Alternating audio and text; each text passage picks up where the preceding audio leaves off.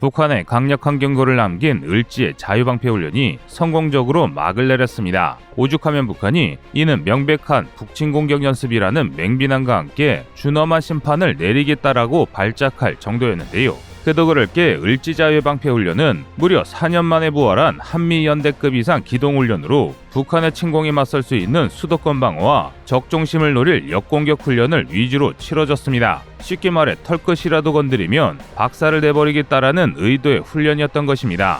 그리고 지금까지 북한의 반응을 보면 역시 겁많은 개가 더 많이 짖는다라는 말이 딱 맞는 것 같습니다. 최근 한국은 새로운 연합훈련의 부활을 예고하고 나섰습니다. 바로 지난 5년간 연기되었던 한미연합 상륙훈련인 쌍용훈련이 드디어 내년 봄 시행으로 일정을 굳힌 것입니다. 만약 예정대로 쌍용훈련이 진행된다면 북한이 맹비난을 가하는 게 아니라 무서워서 오줌이라도 지르지 않을까 기대되는데요. 그 덕을 게 쌍용훈련은 북한이 가장 두려워하는 공격훈련입니다. 그 이유가 대한민국 북진전략의 가장 핵심이라고 할 수 있는 상륙훈련이기 때문입니다. 즉 우리가 언제든 북한을 괴멸시킬 준비가 되어 있다는 사실을 전 세계에 똑똑히 보여줄 수 있는 것이나 다름없는데요. 더군다나 현재 한국이 보유한 상륙전력 정도면 북한이 무슨 수를 써도 막아낼 수 없는 초수평선 상륙작전이 가능합니다. 미국이 먼저 개념을 정립한 초수평선 작전은 적 레이더의 탐지 범위와 공격 범위밖에 수평선 너머에서 상륙을 개시하는데요.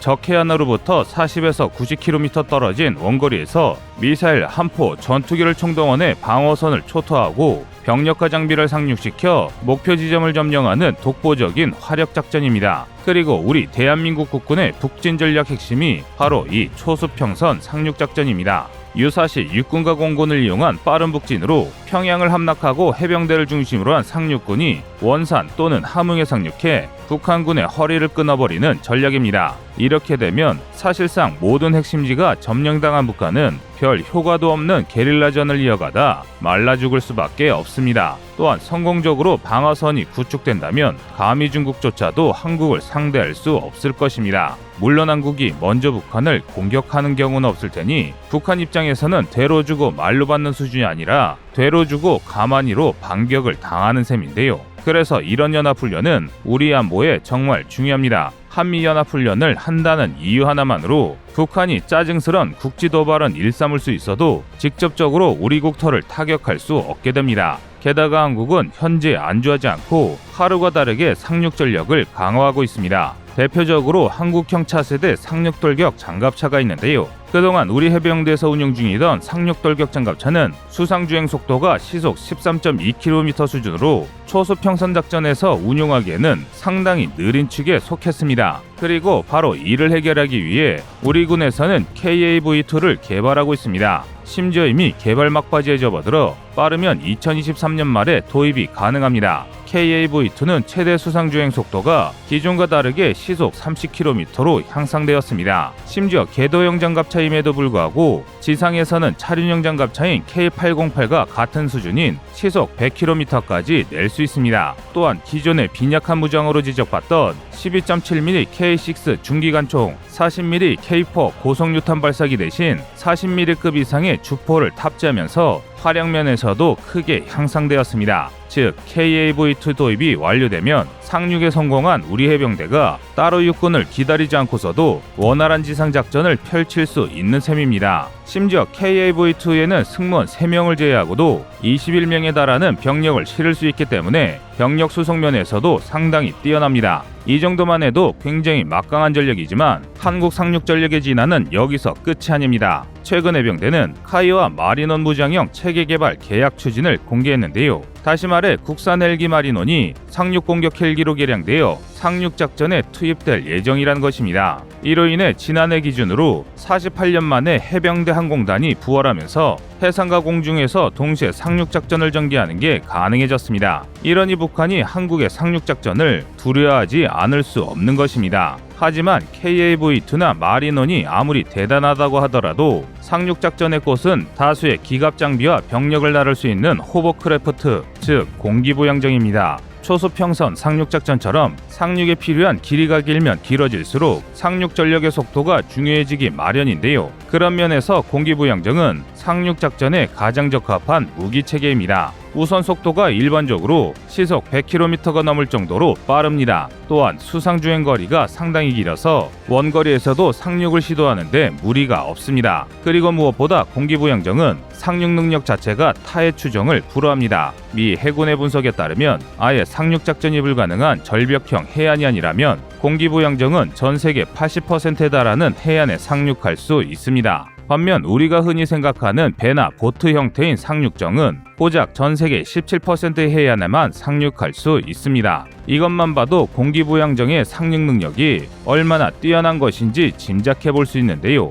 공기부양정이 이토록 압도적인 상륙 능력을 발휘할 수 있는 건 그 독특한 구조덕입니다. 공기부양정은 선체 아래 스커트라고 불리는 공기주머니에 강력한 바람을 불어넣어 선체를 띄우고 후방의 프로펠러를 이용해 동체를 움직입니다. 덕분에 저항력이 적은 편이기 때문에 평범한 상륙정보다 빠르게 움직일 수 있고 무거운 질량도 손쉽게 운반할 수 있습니다. 실제로 공기부양정은 웬만한 중기관총 정도는 방어할 수 있는 장갑을 두르고도 기갑 차량이나 수백 명의 상륙병력을 수송할 수 있습니다. 게다가 지형의 영향도 적게 받으니 해안선 깊숙이 침투하여 병력을 전개하는 것도 가능합니다. 이런 장점 때문에 한국을 포함한 전 세계 여러 나라에서 공기부양정을 운영하고 있는데요. 하지만 모든 무기 체계가 그렇듯 공기부양정에 장점만 있는 것은 아닙니다. 먼저 공기부양정은 연비가 상당히 나쁩니다. 앞서 말한 것처럼 선체를 지면에서 띄우는 동력과 동체를 앞으로 나아가게 하는 두 가지 동력이 사용되기 때문에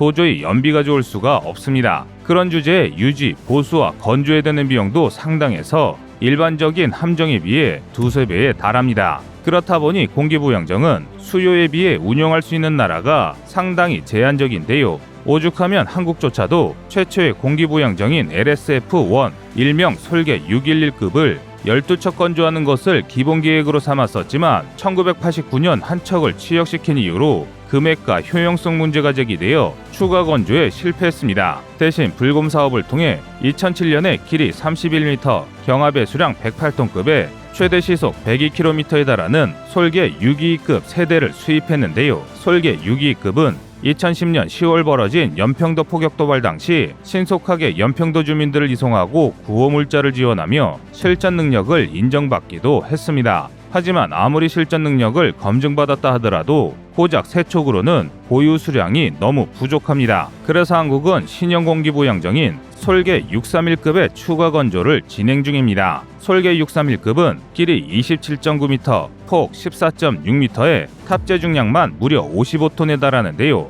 이 정도 탑재 중량이면 병력만 무려 150명을 한 번에 수송할 수 있고 K1 전차 한 대를 탑재하고도 병력 24명을 추가로 수송할 수 있습니다. 현재 우리 군이 쓰고 있는 솔개 631급은 2007년에 1차 생산되었는데요. 이는 초수평선 상륙작전의 핵심인 대형 수송함 독도함의 취역에 맞춰 건조한 것입니다. 실제로 앞서 취역한 두 대의 솔개 631급은 현재에도 독도함에 탑재되어 상시가용 전력으로 운용되고 있습니다. 이번 추가 건조를 통해 마라도함에도 솔개 631급의 2차 생산 물량이 실전 배치 중인데요. 첫 번째 물량은 올해 1월에 인도되었으며 우리 해군은 총 8대의 솔개 631급을 보유할 예정입니다. 만재 배수량 155톤에 불과한 솔개 631급을 한 대 건조하는데 약 500억 원가량이 필요하다는 걸 생각해보면 해군이 초수평상작전의 공기부양정을 얼마나 중요하게 생각하고 있는지 짐작해볼 수 있습니다. 그런데 이런 한국과 다르게 수백 대의 공기부양정을 보유하고 있는 나라가 있습니다. 바로 북한입니다. 현재 북한이 운영 중인 공기부양정은 공방 1, 2, 3급과 소형의 남포급입니다. 그런데 그 보유량이 자그마치 최대 250척으로 추산됩니다. 비록 성능은 장갑차나 전차를 수송하는 게 불가능하고 간신히 병력만 수송할 수 있는 수준이지만 한국과 비교했을 때 물량면에서는 질릴 정도로 많은 수량입니다. 하지만 앞서 말한 바와 같이 공기부양정은 유지보수에 상당한 비용이 소모되기 때문에 북한이 실제로 운영할 수 있는 공기부양정은 그리 많지 않을 것이라는 게 군사 전문가들의 분석입니다. 오히려 우리가 걱정해야 할 나라는 물량만 많은 북한이 아니라 기술과 물량을 모두 갖춘 중국입니다. 저가군을 가리지 않고 제멋대로 타국의 기술을 베껴 만들기로 유명한 중국은 러시아의 공기부양정을 수입해가며 기술을 베껴왔는데요. 그렇게 갈고 닦은 기술로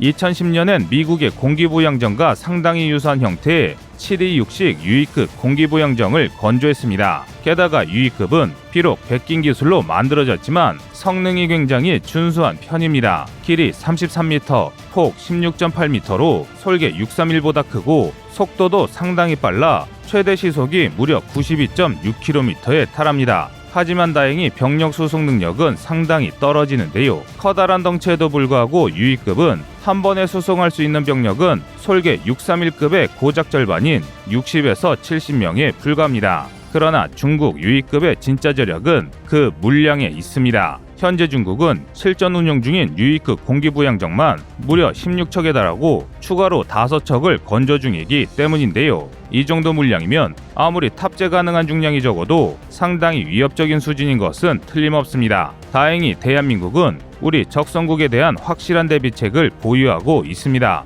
그것은 바로 비공 차량 탑재형인데요. 지대함 70mm 유도력 캐신 비공은 이미 압도적인 명중률로 정평이 나 있는 무기체계입니다. 그런데 이 비공을 한국이 개발한 뒤 상당한 항공육군 전력을 북한에 집중할 수 있게 됐는데요. 유사시 북한군이 공기부양정에 특수부대를 싣고 서해오도나 인천, 수도권 등에 상륙하여 기습 점령하거나 후방 교란을 하면 여간 골치 아픈 것이 아닙니다. 만약 한국군이 북한군을 방어하기 위해 병력을 이곳에 증가시켜 놓는다면 그만큼 전선에 보낼 병력이 부족해진다는 뜻이기도 한데요. 그래서 한국은 2000년 중반 무렵 미국 해군연구소와 방위사업청이 MOU를 맺고 비공의 공동 개발을 추진한 것입니다. 당시 미국은 이미 개발해 놓은 내용을 한국에 전해주고 한국은 이를 최대한 값싸게 만들 방법을 연구하였는데요. 그래서 이것을 로고 사업이라고 부르는 것입니다. 하지만 값싼 사업이라는 말과는 다르게 비공은 상당한 위력을 보이고 있습니다. 실제로 지난 2015년 운영평가 시험에서는 무려 8km밖에 고속기동 표적을 명중에서 파괴하는